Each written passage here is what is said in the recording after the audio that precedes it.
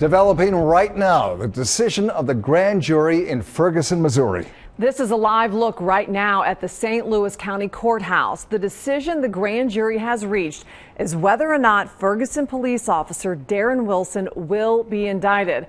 And we've now learned an announcement is expected tonight, 9 o'clock our time. You'll remember this all started back in August when Officer Wilson shot and killed unarmed 18-year-old Michael Brown. Well, since that shooting, protesters have filled the streets. The National Guard has been called in to keep the peace.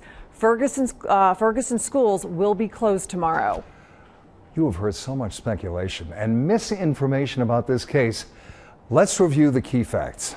Last August 9th, Ferguson police officer Darren Wilson stopped 18-year-old Michael Brown and a friend for walking in the middle of the street. Now, it's disputed whether Officer Wilson knew about a strong arm robbery Brown allegedly committed at a corner store shortly before being stopped. But we do know Brown was unarmed.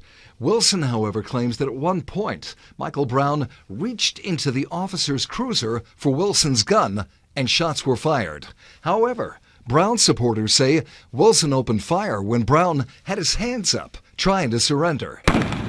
After the shooting, although many protests were peaceful, others led to riots and looting, triggered, some say, by an overreaction from law enforcement. Since the shooting, Officer Wilson has been on paid administrative leave. Now, the grand jury consists of 12 randomly drawn registered voters. They turned out to be 6 white men, 3 white women, 2 black women, and 1 black man. They have been weighing evidence for 3 months. 9 votes were needed to indict Officer Wilson. Possible charges included first or second degree murder and first or second degree manslaughter. The grand jurors also had the option not to indict Officer Wilson.